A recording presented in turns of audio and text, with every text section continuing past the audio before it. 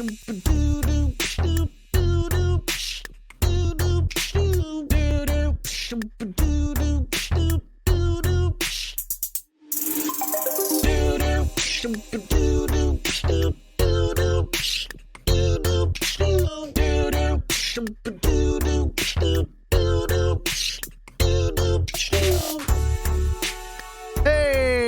everybody, welcome to episode 163 of Tactical Crouch. Kickedtripod here with Yiska and Volamel. It's only been a couple days, guys, but we're back and we're talking about Overwatch again. You can't get rid of us. I like how Sunday was supposed to be a short show and it ended up going 2 hours. It's like, let's just do a short show, get the announcements out of the way so that we can focus on competitive stuff on Wednesday. And that didn't quite happen. So if you want a kind of a more broad reaction and then a verbose argument about the future of competitive Overwatch esports, you should definitely tune into that one. But it may make you feel emotions that you were maybe not prepared to feel. Think twice before you get onto that keyboard. Onto that keyboard and send some very emotionally charged messages because you might end up regretting it. But it's your life. Do whatever you want to do. Have fun. Golden rule, baby. Big thank you to everybody hanging out today, especially our patron producers: Refine Bean, Ferdino, Battlecrab, Picasso, Lolshin, Rex Zane, Sir Girthalot, Porkchop Sammy, Kasha67, Shara, Nathan Your Misery, Fabled Steven, Roger B, Chris R34444, Bronzebot, Boohow, and MFG. Thanks so much for supporting the show. We love you all. If you want to support the show, a great, amazing way to do that is to go to patreon.com. People ask us all the time, like, hey, what's the best way to support the show? Besides like just listening or tuning in or anything like that. What's the best way to support it financially? Just like which ones do you get the most quote unquote money from? If you go through Patreon, about 85%, almost 90% of your money goes directly to the creators. Through Twitch, it's about 50-50, but you get a free Prime sub, which is also amazing. And plus it's Twitch and you get the emotes and all that cool stuff. And so those are the two best ways to support if you're interested at all financially. We do also have a donation link down below. Just make sure you let us know that it's for Tactical Crouch and not for like the stream or one of my other audio projects that I'm doing. But we just care about you being here and we appreciate you a ton. And thanks so much for supporting the show. For all of you who have listened to us for 163 whole episodes, y'all are amazing. And follow us on tactical_crouch on Twitter as well if you want to know when shows are going live and get show updates. And discord.me/Yiska out is where the community is hanging out. By the way, I don't normally break out of the show for this, but Quiznos Bear, thank you so much for the 5 gifted subs. That's huge. Pog. Woo. Yeah, it's a lot to make up for.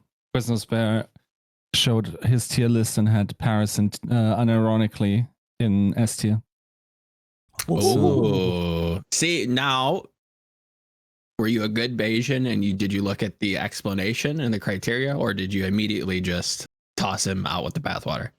I think the criteria were the trajectory of the organizations without looking at the players, because Quiznos didn't really know who was on the teams. Okay. So this was more like a tier list of excellent way to come up with a tier list. It's an interesting tier list for sure, but he's Unbreakable, where like the one guy's totally like destroyed and the other guy therefore has never had to have any illnesses. Like Quiznos Bear and I am like that, because I've thought about like every season I write articles leading up to my power rankings. Probably about 50,000 words outlining like what parameters I will be using, elaborating on like travel, distances and whatnot in order to get them in, like strength of schedule stuff. Like overall, the power rankings probably amount to like 60,000 words in total. And this man just takes a tier list and slots them in like this. Yeah, this is basically that's what I do. Situation. To be fair, that's what I do every season, and I'm right up there with you guys. So it's true. You kill it. I'm about to pour this rum into this mix here. Too bad it's just water. Gross. He poured something into it before the show. I don't know what that was, but There's It's just something in there. Soda stream stuff.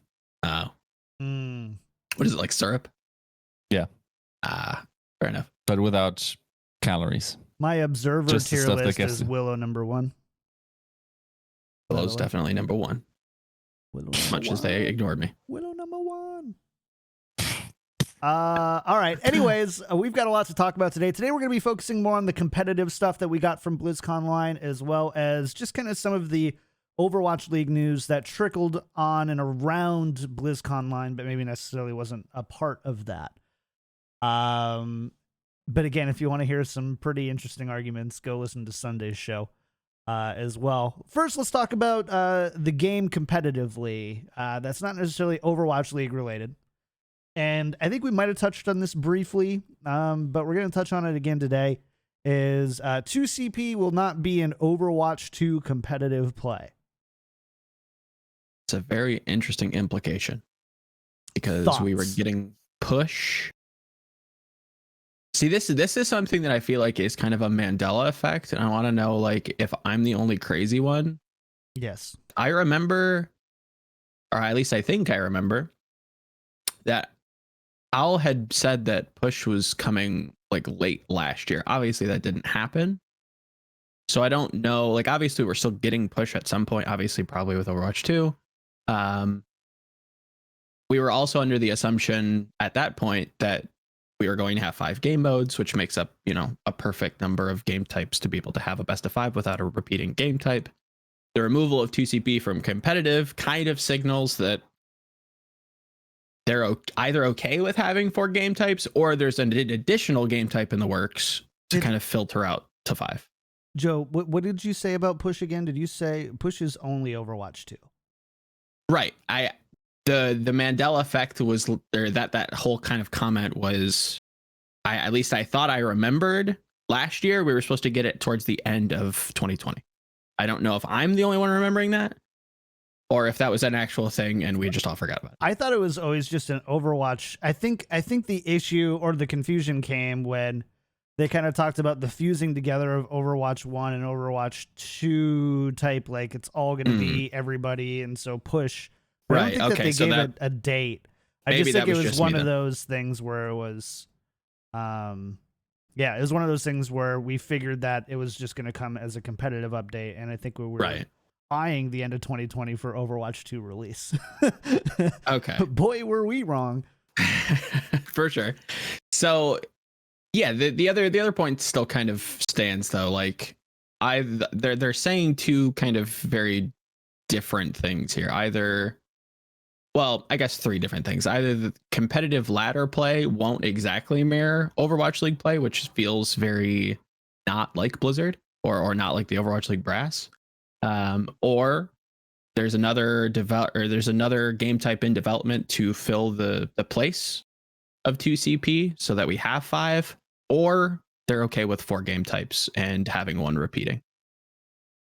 That's kind of my takeaway from this. I'm kind of cool with not playing 2CP every blue moon that, you know, somebody forces me to install at gunpoint Overwatch, and we have a decent time for about an hour, and then I remember why this game's infuriating, because it's usually a 2CP map that we just get blockaded on, and it's just not very fun. So definitely an upwards trajectory tick for me playing the game again. So I'm selfishly happy about it. Yiska, you said, and I can't remember if this was on the show or privately, but I'm going to call you out regardless. It was on the show. You said that 2CP to you is better than Control. Yes. You stand by that? Yeah. Do you think that it should be, it's still, even, so let me see if I can phrase this the right way. So I'm not here to argue about if 2CP is better than Control. Control is the only game type that cannot be tied, technically. Correct? You can't have a draw on. Right. You can technically have draws on both payload styles, even though it's really unlikely. It's pretty obnoxious. Yeah. But it is technically possible. But 2CP is not, or sorry, Control is not. 2CP is the one that we saw the most draws on. Do you think that even though maybe 2CP is a better game type to play or to watch or whatever, do you think that because of that factor of how many draws we had, removing it from competitive is still an okay decision? Or correct me if I'm wrong, but the way I understand push, it's also not able to be drawn, correct? No, you can't draw it. So I think it is a definitive game ender. I think you can draw it if you literally fight on the push center it's another point one of those like the payload. entire time, and it never moves. You'd have to collude to basically get it. So I mean, virtually that's impossible. also true. Yeah, it's also true for control that theoretically both teams could never tap the and middle. then you hit like a 10-minute mark, and then the game just and then pauses. you draw as soon as players die of lack of sustenance. Basically. But I think like in that regard we're covered on our penalties, even if we what I mean by penalties is in football or soccer you need to have some sort of shootout after long games, like after basically 2 hours. Like nobody can be expected to really play football. They tried that before. They had like hour-long matches. Jeez. So it was a better idea to just like do penalties, even though they're super random and luck based, because they can't be drawn, even though it can take very long, admittedly, right? But I think, of course, as the new shootout. Of course, like you need something to draw, to untie the break draw. Draws, yeah. And I felt probabilistically Escort does already a pretty fine job at that. And then if we have push as well, I don't think we necessarily need it for that. I think people legitimately, I think pro players like it quite a lot. And I think also people like it generally more. I don't understand why. I understand it maybe from a player's standpoint more than from a viewer's standpoint, because it's super basic, it feels like. Yeah, you have tons of angles you can attack from, but it's really no moving point or interesting map geometry that changes in those situations, and that varies with all states to that degree.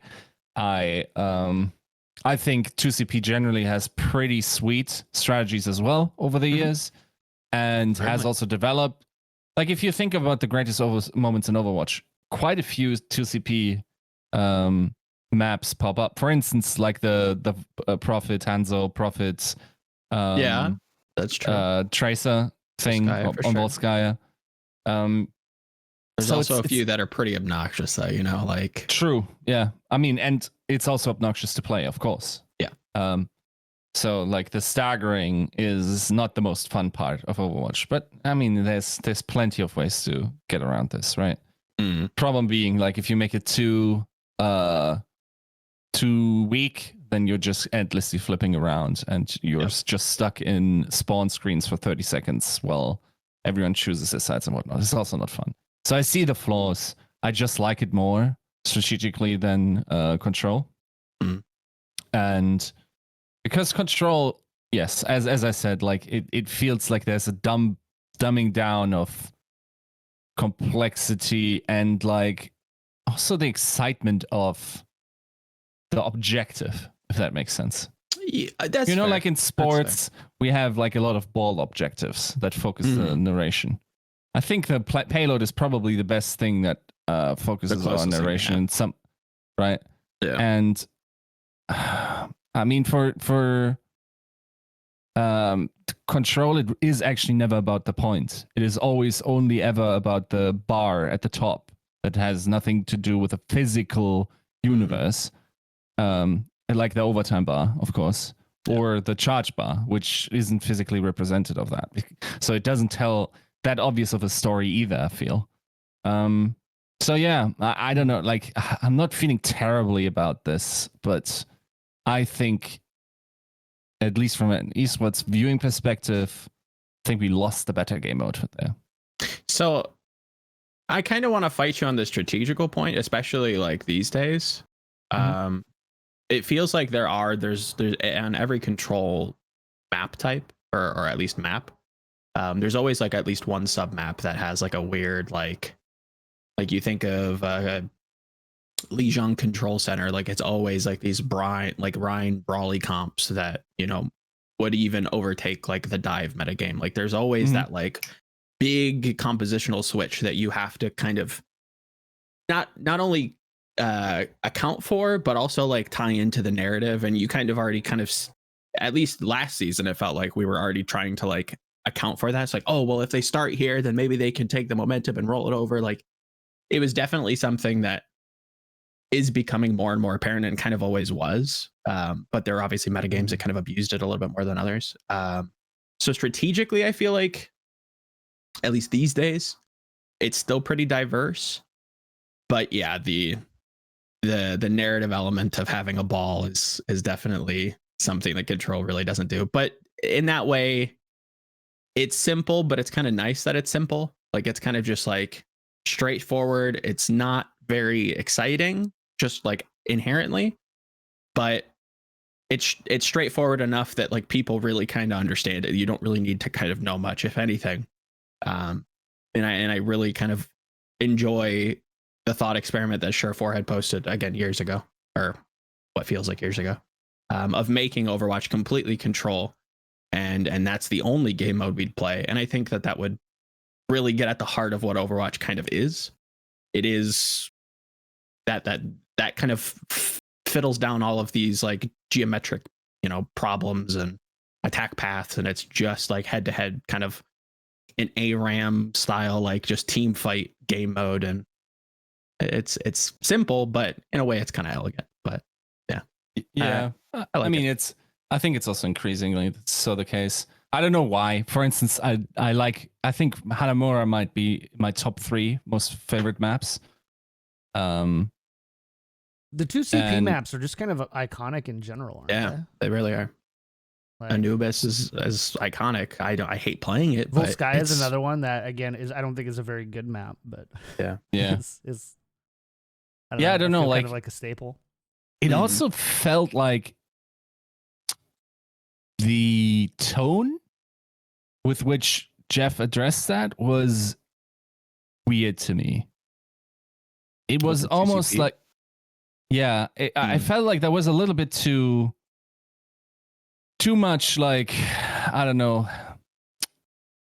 disdain. I can't find the word, but like there was a certain energy about his comments that just felt really like negative on 2CP, even though I don't think it's really, really clearly the worst game mode, even for the general player base. I'm not sure if it was warranted to. Yeah, I don't think so. Yeah.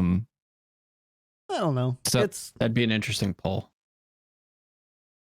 It's interesting. Yeah. I don't find myself necessarily missing it. Like, I feel like it would be very weird if they're like, oh yeah, payload's gone or something like that. But I don't know, 2CP is, I feel like, been pretty polarized. I'll take the Horizon and Paris bullet bite and just like, oh yeah, never see you again. I'm happy. That's true. I mean, those were pretty bad. Right. I mean, under that light. I mean, those are pretty egregious, to be fair. Like, there's definitely feel enlightened to what's the hatred, because Jesus Christ, those are atrocious. But those are just bad maps. I don't think the game mode was inherently flawed. I think, and that's another thing too, is I kind of hope that they legacyify it, if that makes any sense.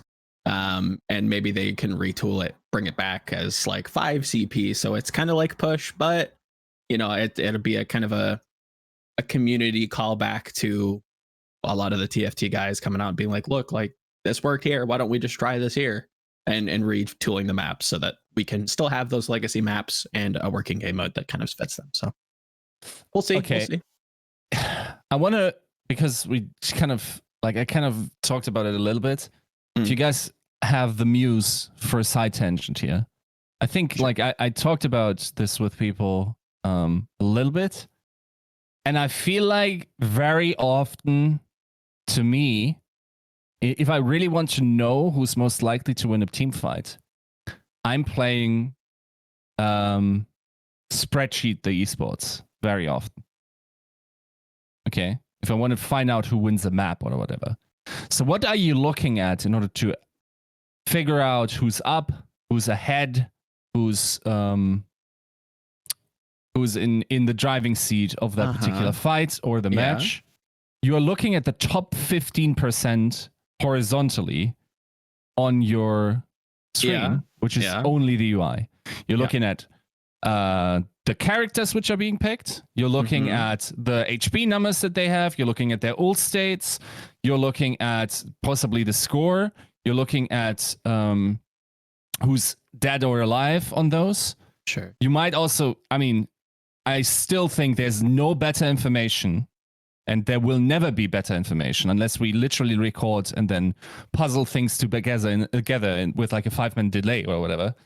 There will never be a better way to know what's going on than looking at the kill feed. Yeah. So whatever we can do to get away from that and actually allow people to look at the screen. I think like a lot of people just look at the actual match, what's going on, and that's confusing to them. Because if I'm looking at, I don't know, someone on the flank, some tracer that killed some Ana, that might feel very impactful. But if you don't, in your peripheral vision, notice that everybody's that traces like team current, like 3 of them died, then you don't know the full story, right? And I feel like whatever we can do in terms of the game modes in order to facilitate that we're not playing spreadsheets most of the time, is a good thing. And the numbers game is pretty huge in Overwatch. And if it's in numbers in terms of like how many people are alive. And the only thing when that isn't true is very likely, first and foremost, due to ult states. Like you're 1 down, but you have more ults, therefore you can equalize. So you have to overcompensate somewhere else. And then maybe a third order, tertiary factor is, then you can look into the game and go, this team has the better positioning though. I feel like that's the order of operation, if you wanted to understand most accurately who's ahead in team fights, which maybe that's a wrong mode of viewing it, but that's generally how I've already like, and I think like that's why like objectives that are corporeal in some way, corporeal, is that how you say? Yeah. Corporeal, yeah. Generally win for me in terms of excitement, even though we're not as exciting as we could be in that regard. But I think like if I get to, for instance, it's super exciting for me to see like, does this character get to touch the payload and send it into overtime, right? Or does someone keep them from being able to touch? And that's then an exciting play that I won't be able to tell that other than from the overtime bar, but I won't be able to tell the full story there. Or like, I will just say, okay, this ran out, possibly they didn't reach it, right? So I think whatever we can do in that regard is a good change, and I feel like 2CP doesn't do that well. Yeah, do you think your opinion would change if there was something like just tangible to represent the point rather than just like these kind of markers, like these just big squares? Like, would you rather want like a statue? Like, I don't know how to do or how to accommodate the feeling of like intangibility of like the point or the objective other than like sticking something there and being like, okay, this is what you're fighting over. Is that kind of like, I'm getting at the heart of the argument, or is it just a poor representation?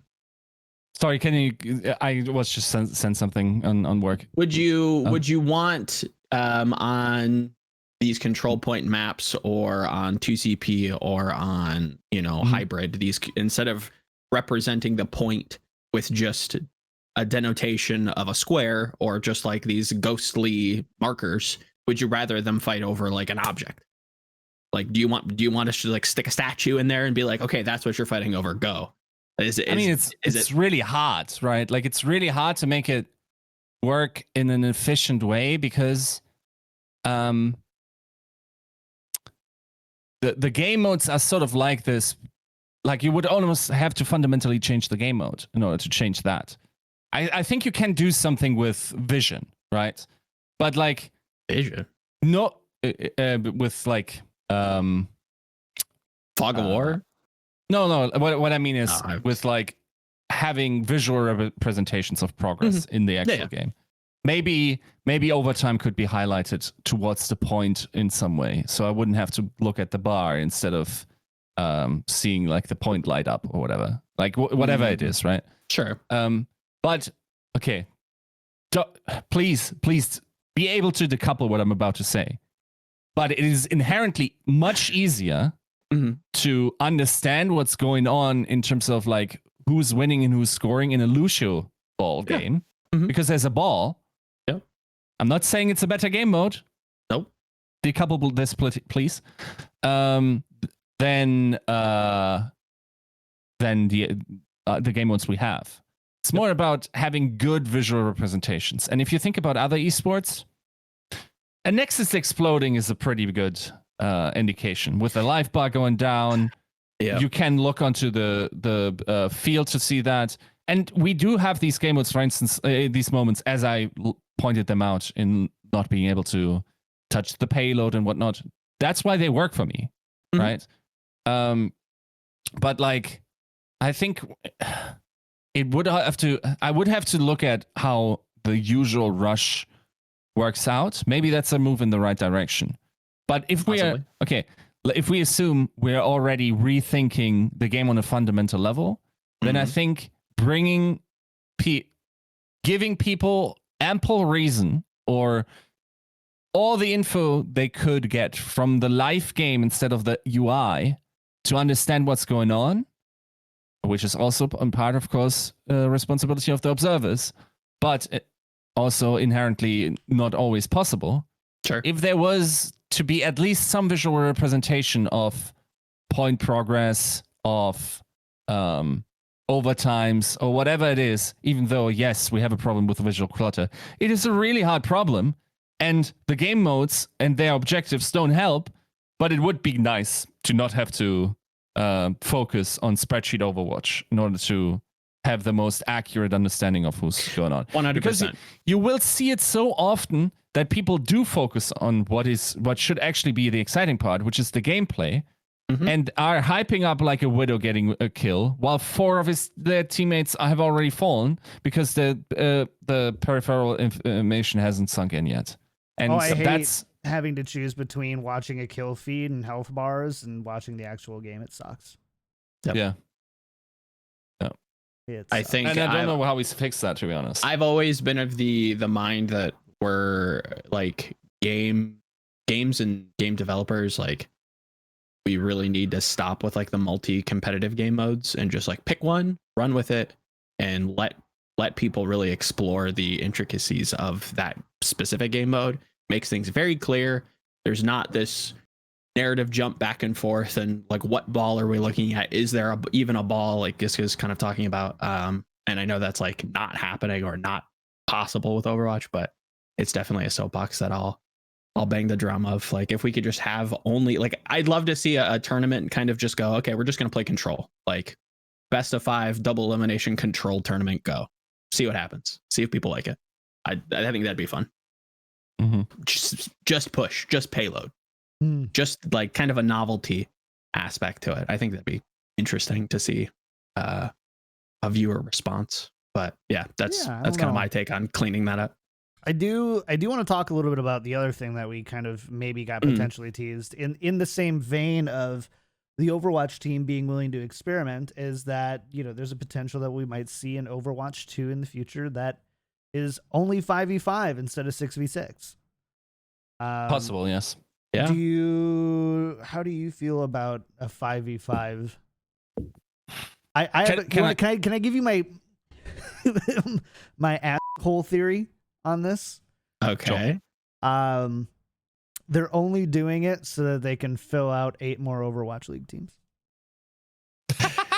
You think the off tanks are all just going to mega flex and become the best teams? So that's that's what they're doing. Is they want to get interesting. To that because it's there's really a lack interesting of you good attach players yourself to flex. You know what I'm saying? Like, why immediately do you go to flex tank? You're right, actually. It would probably be the main tanks. Let's be honest. Like, in time eternal in this game, the least unquote skilled players have always been on the main tank role. If you put them into any other esport, like, nobody's on the tank role has popped in Valorant. Has there? Anyone that you can think of? As a main tank? Main tank, yeah. I'd have to really look. I mean, no aim, no brain. Winston main still works as well as it does in 2015, as it does today. And like, I think, it's okay. Let me caveat this discussion because, okay, we were sitting in Discord, and Eric kind of pointed out, wait, there's actually not a second tank on screen in these PvE clips. Clips, sorry. And there's never more than 5. So, like, I came into that discussion a little bit later and said, okay, let's review this. Yeah, it's true. So we wrote something about that on the website. And then, of course, everyone, without giving credit, took that and made that public, right? As a point of speculation. Now, what I hope I communicated in that article is that is very much speculation. And even if they were currently deciding, like, feeling like they were going to do that, that doesn't at all mean that that would be in the final game, because they repeatedly said everything is still up for change. Sure. In that regard. So, but I will say, if you look at the movement of the development in terms of, like, first we had the experimental cut, which was just 1 tank, 3 DPS. Then the Kanizaka tournaments, like, we've made that same argument. I'm just making it for the record. I think it's probably just as wrong to assume that they don't aren't playing around with that idea to some degree. And by the way, if we're talking about good objectives, that, like, game objectives that let you watch the actual match instead of the UI, deathmatch is, like, the best at it, right? So I think it's an interesting situation. I also wouldn't be terribly concerned about less players being in there. Like, if that's a change that brings about, like, way more visibility and way less clutter, that has beneficial effects towards the entire esports ecosystem. That could mean, like, better tier 2 systems. That could mean I mean, at best, like, more expansion teams and whatnot. Like, that's a possibility, right? Yes, it's very mega optimistic after an episode of mega pessimism. But look at you, man. You're just like, snip, snap, snip, snap. Yeah, no, but I think Overwatch, like, it's dead. More expansion teams.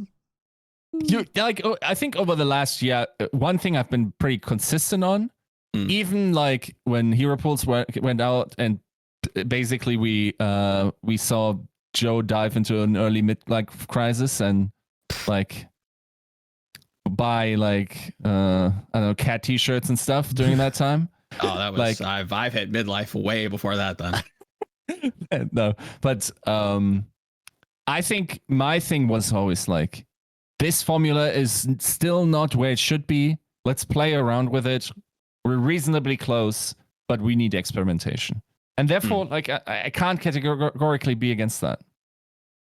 Yeah, it sucks that, again, hypothetically, if we were to move to a 5v5 format, it sucks that just like one person from each team just now is jobless.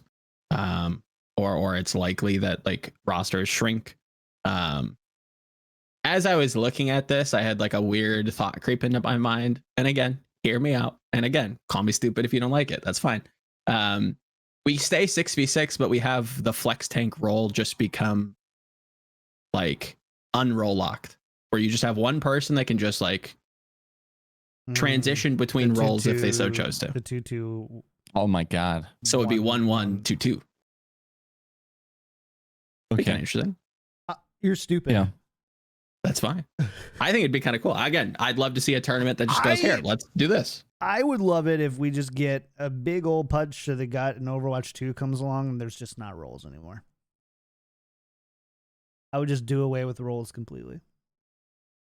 Categorizations, maybe, roles. So would it... So you won't know role locking it? I don't want... Just I mean, clear. I don't like role lock. I think role lock is not the best and most fun way to play the game, and it's a systematic decision to counterbalance. Is this an entire setup for Kickedtripod? Be honest. He's playing 5-head. However, it's true that would be the only thing viable at that point. So, you know, that's I guess a little short-sighted. Shanghai did take a page out of your book. In a very like serious question, or I guess I'm not going to ask you guys. I'm going to just say flat out. I think the original formula for Overwatch was largely correct, and they approached balancing poorly. I feel like I want to agree, but then the Goats definitely looms over me. And again, I liked Goats. I thought it was very interesting. Easily one of the most like in-depth levels of Overwatch that was out there at the time, or just has been. But it was obviously polarizing for the community at large to kind of understand or get into. So there is a balance there. I still wonder what it would look like. No more healing characters. Yeah, that's where I'm like, okay, is there something fundamentally wrong with the game that we can kind of fix and tinker with so that we can go back to unroll lock? But I do kind of wonder if it would just be tanks and healers and just existing forever and just being boring and very like not FPS-y. Mercies don't exist. At least yellow beam mercies don't exist. Is it weird to feel like I'd much prefer like bi-monthly tournaments that are roll lock and not roll lock than hero pools and no hero pools? Is that like asinine to say? No comment, I don't think. Okay. I don't know how to feel about that, but that again just kind of like slid into my DMs and my mental DMs, and it was like, interesting thought. You have mental DMs. Yeah, dude, I just get thoughts, and I'm just are you sending yourself dick pics or? Sometimes. Do you get links to buy followers for your in your mental DMs? No, we block those people. You got a good the spam ego filter. And me don't get along. Good spam filter in the mental DMs. Spam filter, yeah. I'd like to say I have a pretty good spam filter. Anyways, so now that we've absolutely tilted chat and YouTube chat off of the planet, we're just gonna leave that landmine. Yeah, a little bit. And I want to talk. Tell us what you think. I want to talk about Overwatch League. And everyone's going to have this all like theory crafted out based off of like a 2-minute drop and run conversation. It's going to be really funny. My foot. This one's interesting. And I want to, Yiska, I'm coming for you on this one. Okay. We're going to switch over to Overwatch League topics a little bit. And so Activision Blizzard is aiming for a Sunday night football treatment of Overwatch League and COD League. For our friends in Europe, I don't know if you have anything in your sports or not, but we have like primetime sports once a week, and they put extra effort into making those matches extra meaningful in some way. So usually they're really good teams who are performing really well, teams with a lot on the line, stuff like that. So that is in a very high level simplified version of like what a Sunday night football feeling is. So you focus on creating those primetime matches to bolster viewership, and that you can flex the schedule to basically make it so that you don't have to. With the one hard part is you kind of think something's going to be a really good matchup when you're writing the schedule before the season starts, and then it ends up sucking during it. In traditional sports, we generally know. I think we're a lot better. Things are a lot less volatile. You always still have surprises, but it's way less volatile than it is. I mean, just look at power rankings every year, right? But this is what Tony Petitti, that's not his name, but I want to call him Tony Petitti so bad. He's the former MLB executive who now leads Activision Blizzard Sports and Entertainment Division. Yiska, this is what he has said. You love traditional sports comparisons. It's been something we see as critical to putting our best product forward when we know it's hard for people to sometimes watch 3 matches a day. It's something we've taken from traditional sports. Yiska, thoughts on this implementation, and are you willing to say that traditional sports had a good idea? So, okay, here's why I don't believe they're actually doing a good job at it. Okay. So, the fact that we now know the entire season structure tells me that they're actually not flexing around as much as they should in order to really see this through to the end. Because what you want to do is you look at the matches and then you adjust your expectations based on like how teams played. Maybe you use Captain Planet's ELO at the time. And then the week before, like I think it's actually how you guys handle that in American sports, is that you flex those games around, right? Based on like they have a 6 day notice. So as far as I've seen, we don't really flex in traditional sports primetime anymore. Someone told me this. Was it Eric? Okay, so Harsha says pretty sure they can flex matches even with the schedule already released. NFL does on Sundays. That is just a little confusing then. A little bit. Like, it's not like anyone's going out to their friends and saying, in August 8th, at that time, right? Yeah. Like, we can watch some Overwatch together. I don't think anyone's this busy during the pandemic. But there's a lot of different rules to it, and it's been used very sparingly as far as what I can see here. So maybe that's where the confusion comes from. I mean, if they do the flexing, right, then fair enough. Then forget about it. I think that then it's a little weird that you would actually release schedules and not just like blocks or whatever. And isn't that semantics at that point, though? Like, what would be the difference between a schedule and a block? Like these are the teams that could play versus like these are like the tentative schedule that day. I guess. Yeah. So I'm not sure. Okay, it's not strictly semantics. So I think, correct me if I'm wrong, but I think I can now look into August and see what's up at the first game on Friday, right? That's correct, right? Let's take a look. It feels like that's the case at the moment, right? I have to look. Hold on. Right. Someone says yes. Thank you, Wandering Cloud. So if that's the case, then it is a little bit confusing that we're switching around schedules after the fact. I think if they had just released like these matches we're going to see on Sunday, blah, blah, blah, and then they pick the best one of that and switch them around in accordance to that, even though it's never this easy because you also have to account for European audiences and whatnot, right? So I think I want to clarify a few things here. Number one, most of these flexes, you have more than a week of prep time, or more than a match to match length in prep time. For the NFL, it's 12 days, so virtually 2 weeks.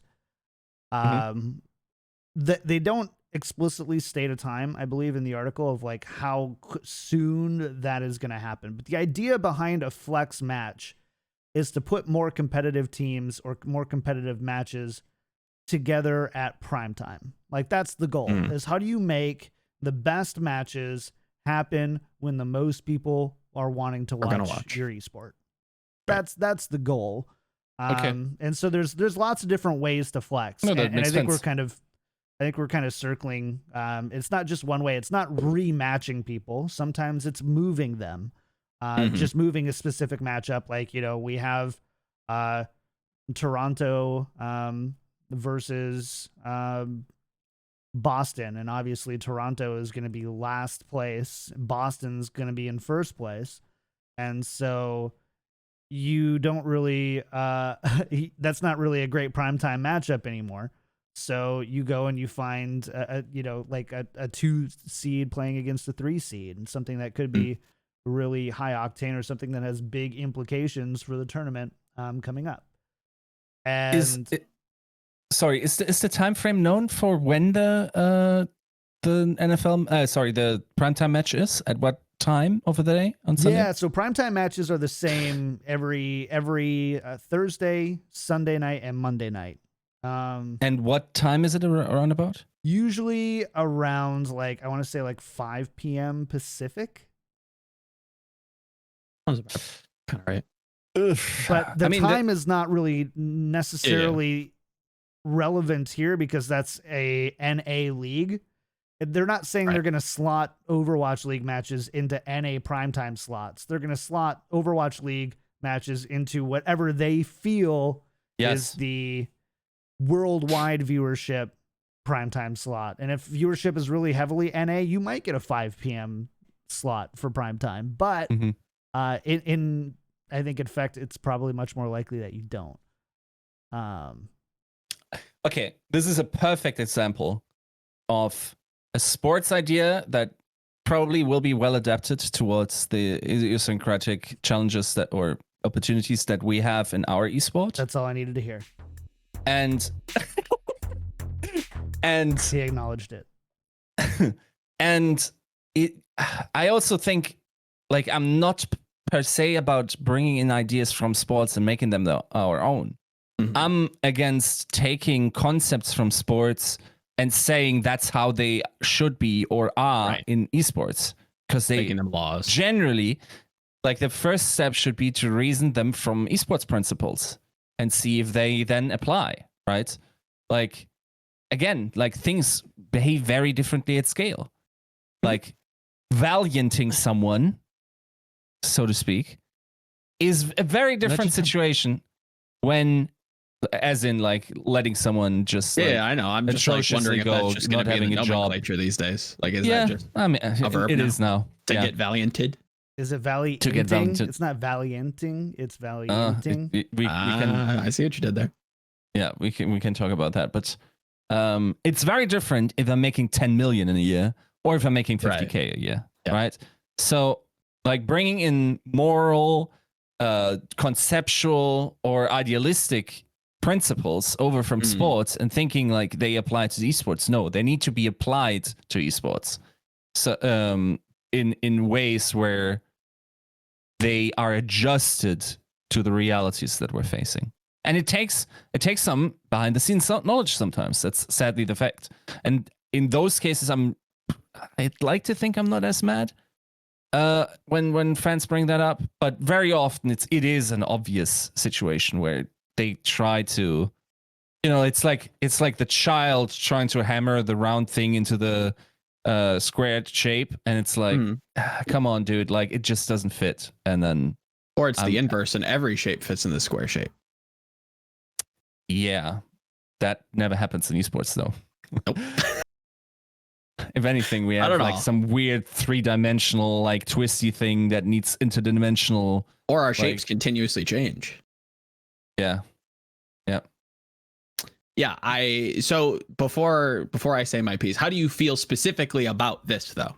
Not a meta topic, but how do you feel about the idea of Sunday night Overwatch? How do you like Mr. Petitti's idea? Yes. I think it's not that big of a deal. It will help a little bit, but it's a good thing. Really? It improves things. Okay, this is interesting. Because I feel like it's a good idea, but it's impossible to execute.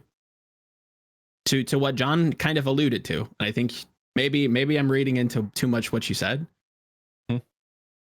How many times last season were we oh, dude, next week we get this match and this match and this match and this match, and they were all dog. No, I know. We can't tell. We can't tell what's a good match. No, you're right. We can tell when the viewers show up. No, you're so right. We can tell what we're gonna play, but we have no idea what the good matches are. Okay, he's we have to last time define I Seven good. grades, Hold Joe. on, hold on. Okay, John. We have to define what good match means. Exactly. That's fair. So, because good There- match we does can- not just mean 3-0 close blowouts. match. You know, you guys know that we had Agreed. over 50% of the matches were 3-0 blowouts last season, right? Like, Sure. Not necessarily interesting, but there are now implications, which we can, again, that is like tangible, right? Like it doesn't matter if it's close, if there's like an underlining essence of drama to it, where it's like, okay, both of these teams are on the button. It doesn't matter if the match is necessarily good or bad. There's always that like narrative point to go back to, like, oh, well, either these teams have to win this match to qualify, and they did. Okay, great. But there's like a tie up to it, or it's wrapped up nicely. yeah, I think not having hero pools change as frequently or metas change as frequently Sure. will help with consistency Yeah, of agreed. prediction there. But still, I really don't know that I would I think I'd be willing to put a decently large sum of money on the fact that like the league is not going to be able to pick out the good match of the week most of the time for primetime. I think I would trust them in defining what primetime is for them in their region specifically. Trust that.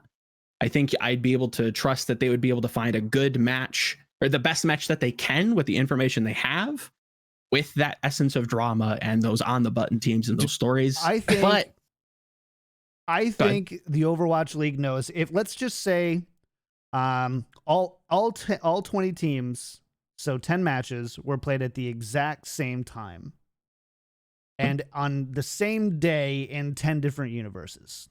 Okay.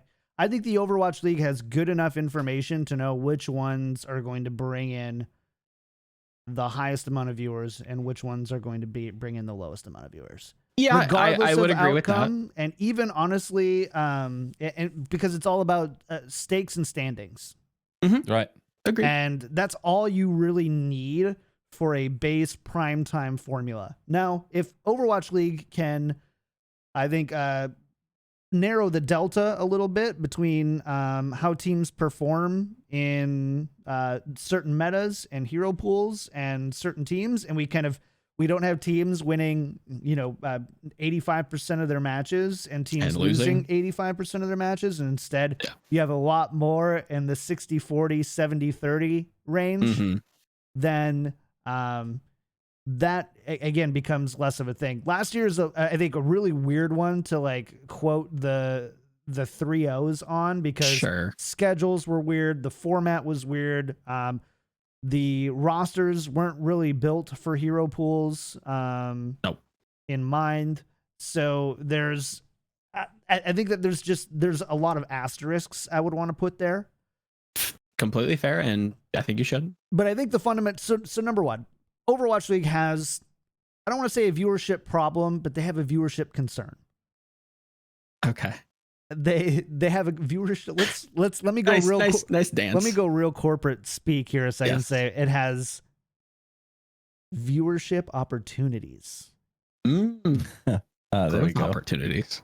And There you go. one of those is hyping up certain matches Mhm. and making those. And I think Petiti here makes a really good. Stop calling You're a so juvenile. 60-year-old a juvenile name. Just name him by his name. What is wrong? So Petiti here says that oh my is god! right in the sense that if I don't want to watch 3 matches on a day, just period, just in general. Sure. I want to know, and I want Overwatch to market to me which match I need to watch that day. Agreed. And that fits right into the primetime Petiti model. Now, can I just say, just imagine yourself, right? Yeah. You're like an outsider kid. You're like, you've been picked up by let's say your aunt's family. They really don't like you.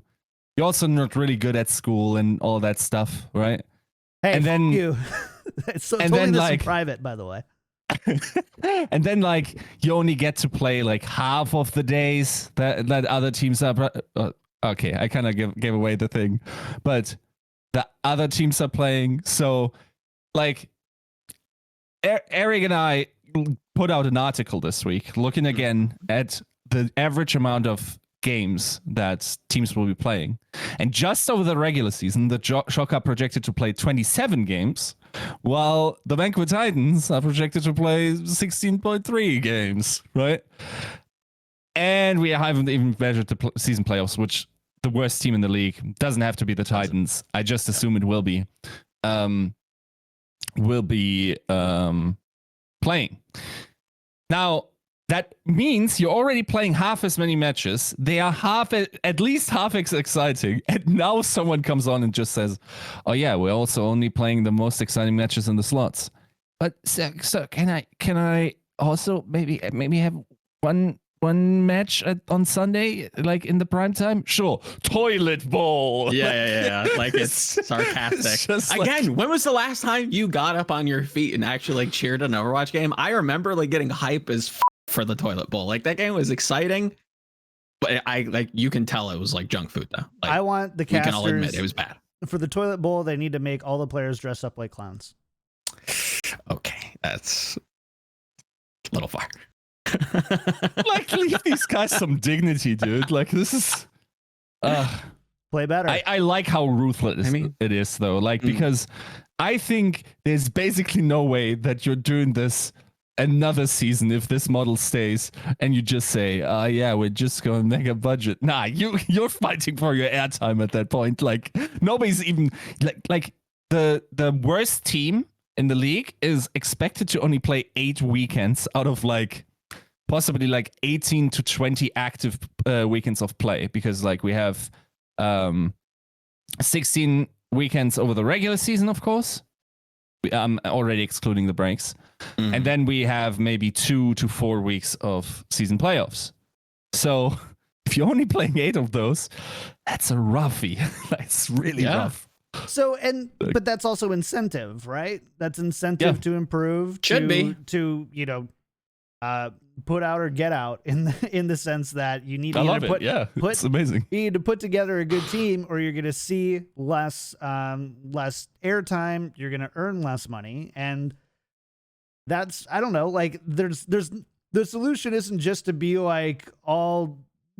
I don't want a socialized schedule here where everybody's the same and all the teams they get the same amount of primetime slots, the same amount of time slots at this certain time, the same amount of even matches. I don't think I don't think that that's very fun or interesting, and I don't think that professional gamers and entertainers are there to be treated equally. They understand the costs, and they understand they're there to compete.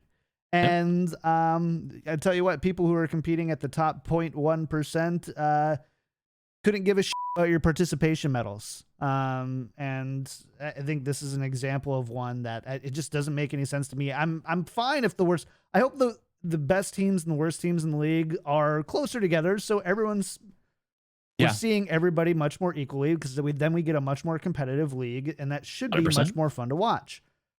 However, just because you schedule it that way does not make it so. And agreed. So let's just not watch. Let's just not watch any Defiant games this season. There you go. Toronto or Defiant. Just gotta go. All these Canada teams can't get it right, I guess, in John's mind. They might actually have the easiest strength of schedule in Toronto, which is going to be even more funny when they win 0 games. Like, you had the easiest. It was on a silver platter for you. No, they will win plenty. So, two closing kind of thoughts when it comes to the primetime Overwatch thing. John, you kind of had mentioned that, like, obviously we want to get closer to that 60% competitive. We don't want teams winning 85% of the time. We don't want teams losing 85% of the time. I really hope this isn't weaponized to further some sort of hero pool agenda. And again, call me conspiracy theorist. That's fine. I really hope that isn't like in the boardroom meetings like, well, my team just isn't winning. Can we just make it more volatile, please? Like, I really hope that isn't going to happen so that they can really double down on this primetime model. Again, I don't think it's likely, but wouldn't put it past anybody.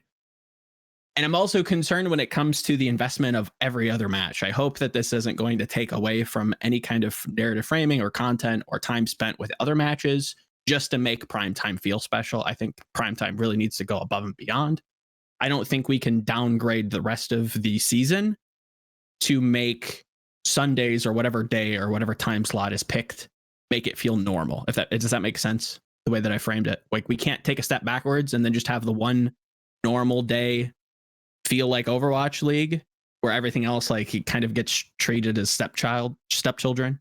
Like I think we need to go above and beyond when it comes to primetime. There needs to be more content. There needs to be more in-depth, desk talk. There needs to be more given to primetime to make it feel like primetime and not just like another Overwatch League day. Which is, I think, more difficult than it sounds. Agreed, 100%. And I'm definitely not trying to say that you weren't implying that. Like I think you definitely know that's a tall order, and it's not something. It's a like, tough ask. You just don't throw more money at it. You're like, oh yeah, no, it's a Zoe cooking stream Sunday before prime time. Like that's not, I don't think, the right long term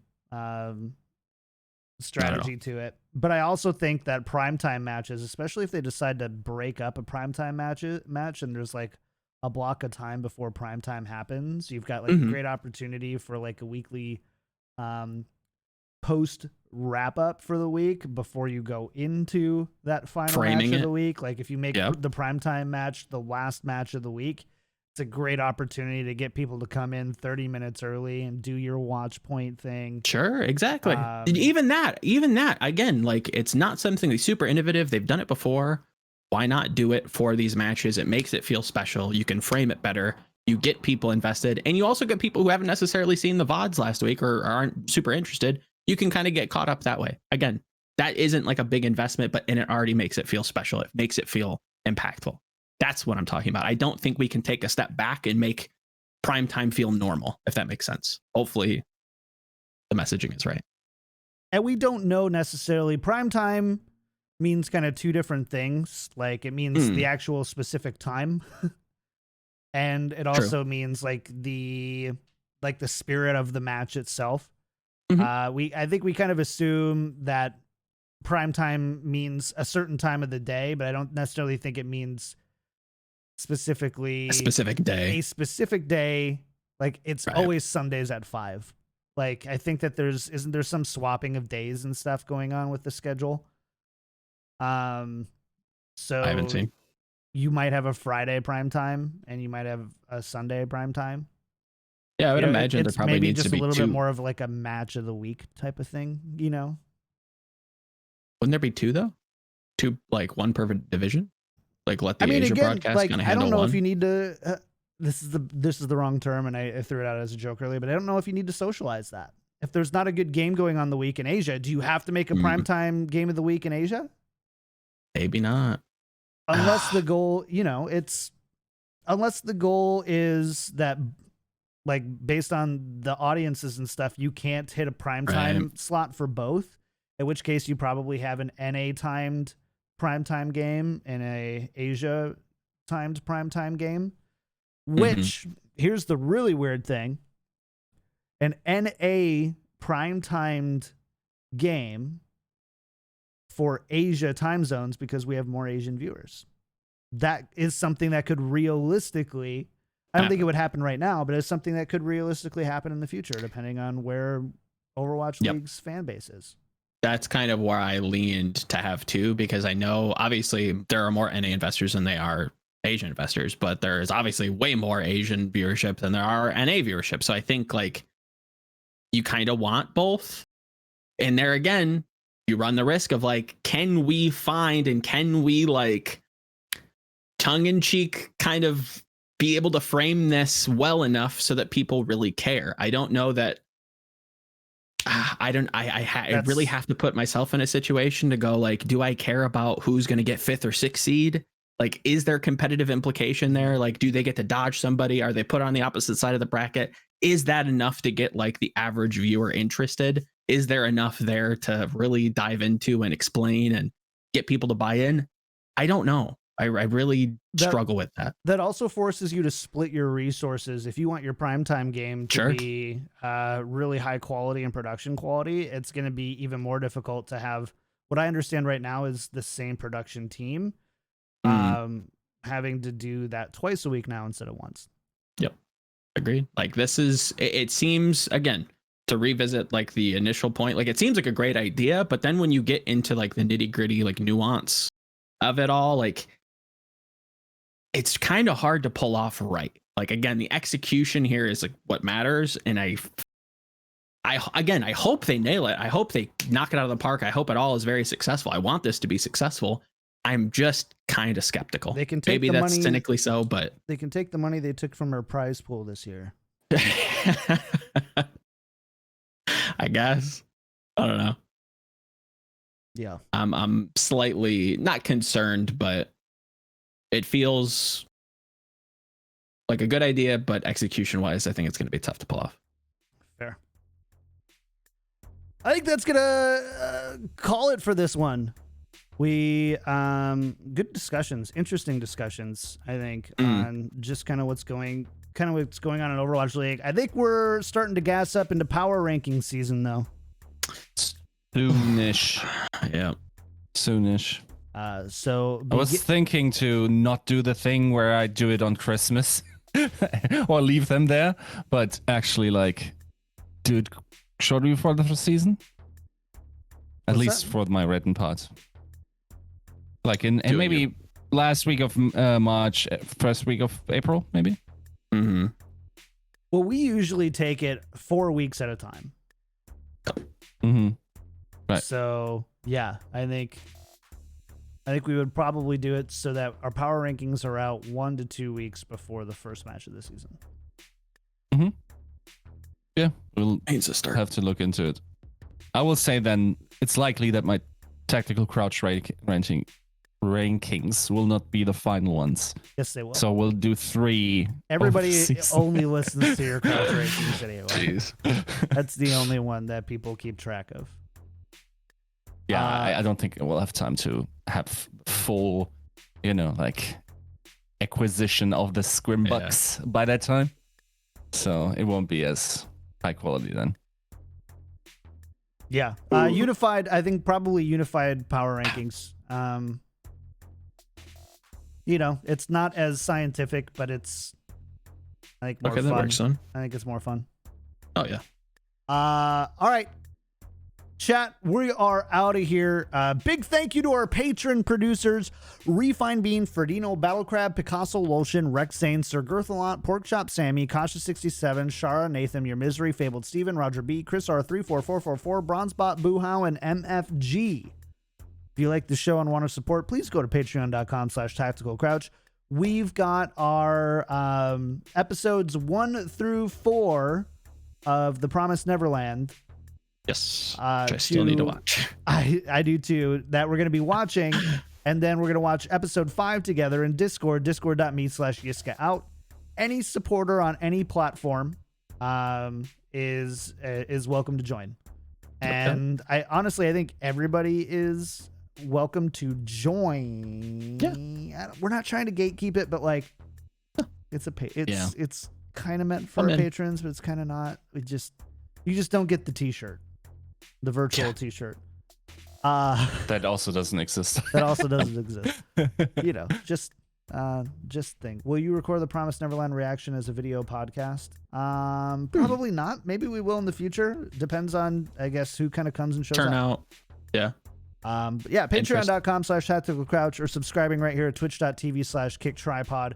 Speaking of subs, we have resubs from Butter Emails, Quiznos, and Chris R34444, and Hoagies. Big thank you to all you for resubbing. And then Quiznos with the 5 gifted subs. Thank you so much for supporting the show. We love you. No new 5-star iTunes reviews, but that's a great way to support for free. And that's it as far as us. Yiska, you've got a big thing going on, though, tomorrow. Yeah, tomorrow I'm going to be on with Prey from the Washington Justice. We're going to talk about competitive integrity. I've already written an article about how I thought this season format has been the best so far in terms of like the history of the Overwatch League. I think there will be interesting discussion around competitive integrity there, because I think competitive integrity is a moving target, and we need to adjust according to needs. So yeah, we'll talk through that. Also, I think like we also have some data towards like what we currently anticipate to be the fairness of the schedule, which surprisingly turned out to be pretty sweet. So that's an article I wrote for GG Recon with Eric.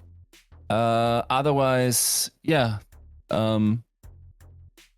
I think that's about it in terms of content this week.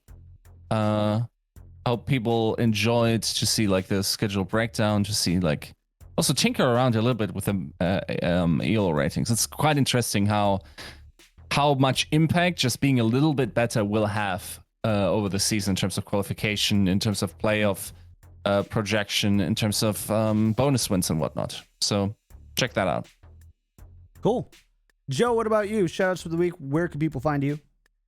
You can find me wherever you want to find me, I guess. One quick asterisk I want to make in terms of like the primetime discussion. I do think that the league has hired intelligent people. I just think that the system puts them, or kind of has painted them in a corner. I definitely think that they have intelligent people in the front office that have brains that can pick these matches, but it's more of the system getting in their way, just to make that very clear. But in terms of things upcoming or that I've already done, just wrote something on the Florida Mayhem, kind of painting their narrative for the season, or at least the first tournament in the May Melee, kind of harkening back to their success last year and their assumed success this season, or at least again at the May Melee, or at least what should be a success, and kind of how much pressure is on teams that we don't give credit for, that have that narrative that they should perform. Doesn't mean that they're not pressured just because they're good, if that makes sense. And yeah, Valorant stuff incoming for any old heads out there that are interested and wondering what Zunba's up to. Go check out GG Recon. Find out. So yeah, that's pretty much it. Sweet. Also, I think the Mayhem piece is also out. Yep. Cool. As for me, you can find me everywhere at Kickedtripod. I've got one, maybe two videos coming up before the next show records. One is a Go XLR Mini mic EQ thing, and then I'm doing a microphone review on the microphone that Yiska uses on the podcast. I had a subscriber offer to send me one to review on my channel, so nice. I'm going to be reviewing that over the weekend, and hopefully I'll be able to get through it all and edit it. So yeah, that's youtube.com/kickedtripodyt. If you want to hop on over there and lend me your subs. I'm at about 570 subs already on that channel and trying really hard to sprint to 1,000. So appreciate everybody who's gone over and subbed. I'll post the YouTube thing one more time. Boom. And cool. All right, chat, that's going to do it for us. Thanks for hanging out. We will see you next, or we'll see many of you on Friday. Otherwise, we'll see you next Wednesday for Tactical Crouch.